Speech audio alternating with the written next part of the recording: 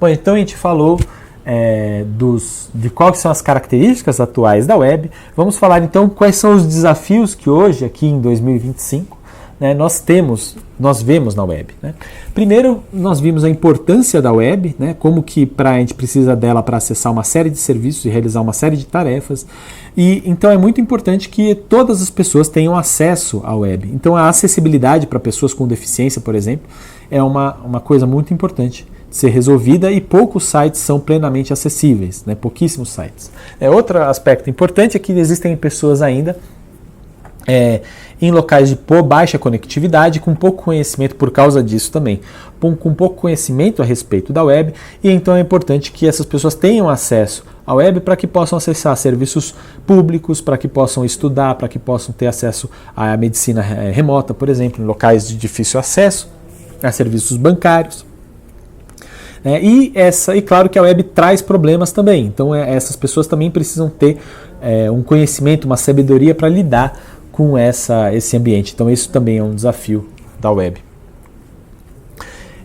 Bom, a web, ela se mostrou, principalmente através das plataformas, ela mostrou uma capacidade de gerar efeitos sociais negativos, né? Então aqui eu estou mostrando o livro do psicólogo estadunidense Jonathan Haidt, né, A Geração Ansiosa, que fala de transtornos mentais ligados ao uso de plataformas e, na verdade, dessa hiperconexão que a gente tem hoje, principalmente para a infância, para crianças, né? Então esse é um dos grandes problemas que a gente tem na web. Também temos problemas das bets, entre outras atividades que podem gerar vício ou gerar outros problemas para as pessoas, e a circulação da desinformação. Também temos outros desafios, como o discurso de ódio, entre outras coisas, né?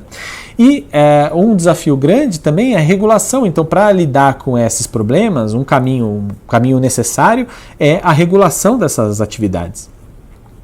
E é muito difícil regular essas atividades porque elas são executadas ou são apoiadas pelas grandes plataformas que têm um poder de influência muito grande. Então, por exemplo, o Google, né, durante o debate do PL 2630, que buscava regulamentá-lo justamente essas plataformas, ele colocou na sua página principal, vista por todos os brasileiros e por muitas pessoas de muitos países, o link de específico para a sua argumentação de por que não se devia aprovar aquele projeto de lei, né? E também essas empresas têm lobbies poderosos no Congresso, etc. e tal, uma grande capacidade de pressão. E, recentemente, né, o Mark Zuckerberg da Meta também disse que iria se aliar, pedir auxílio do Estado americano, né, pedir auxílio através de pressões, eventualmente pressões econômicas e militares, para que eles possam continuar sem regulação e sem interferência de governos que não sejam o governo estadunidense, né? E isso se concretizou na prática, né, com o Trump efetivamente colocando como exigência ali para a negociação com o Brasil essa questão da regulação das plataformas, né? Então, as plataformas usando o poder econômico e militar dos Estados Unidos ao seu favor. Bom, a web também ela tem esse grande problema da inteligência artificial generativa. Um deles é, como eu falei, a questão da desinformação. Então eu estou mostrando aqui uma imagem que ficou famosa do Papa usando uma roupa de uma marca famosa, né? Embora extremamente realista essa imagem seja, ela é falsa, ela foi gerada com inteligência artificial, e você tem uma ampla circulação ou possível circulação desse tipo de conteúdo na web, e hoje em dia inclusive de vídeos, né? Então é possível gerar facilmente com inteligência artificial vídeos extremamente realistas e convincentes das coisas mais absurdas possíveis, né? Outra coisa importante é que a inteligência artificial ela está se colocando como mediador dos usuários e da web atual, né? Isso, por exemplo, aqui eu estou dando um exemplo do AI Overview do Google, né? Como você acessa antigamente, você fazia uma busca no Google e entrava no site. Então, o Google direcionava visitantes para os sites, e esses sites usavam aqueles modelos de negócio, como por exemplo a venda de anúncios, né? E atraíam público para os seus sites através do Google. E eles ganhavam site com isso. Então, a web, o grande modelo da web da publicidade era sustentada dessa forma, né?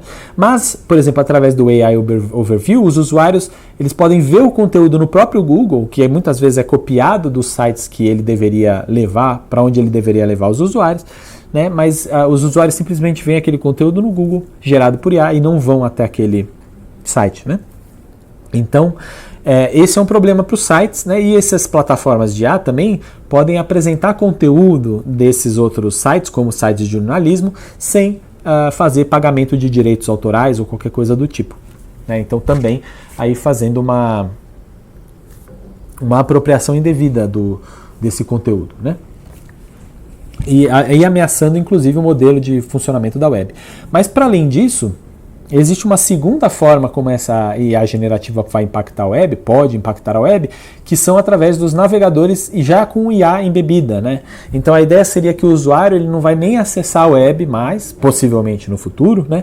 Ele vai interagir com uma inteligência artificial que vai montar como se fosse páginas personalizadas especificamente para aquele usuário a partir de conteúdos coletados na web. Então a web se torna um insumo para a inteligência artificial e a inteligência artificial é que vai interagir ali com o usuário. E por fim, existe uma terceira forma como a IA pode impactar a web, que é através dos agentes de IA, né? Então, além do agente aqui, até onde eu falei, ele simplesmente pegar o conteúdo e apresentar para o usuário de alguma maneira transformada, o usuário também poderia agir na web, como colocar conteúdo, fazer compras, realizar pagamento de serviços bancários ou qualquer coisa do tipo, utilizando inteligência artificial. Então a inteligência artificial se colocaria como um mediador para as ações dos usuários na web também. E um desafio que surge hoje no ano de 2025 também é da aferição de idade. Então a gente teve a aprovação do chamado ECA digital, da lei, né, que exige, como uma medida de proteção das crianças e adolescentes na web, exige a aferição de idade para acesso a certos sites, né? Então, por exemplo, para sites pornográficos é preciso de uma forma confiável de verificação de idade, né?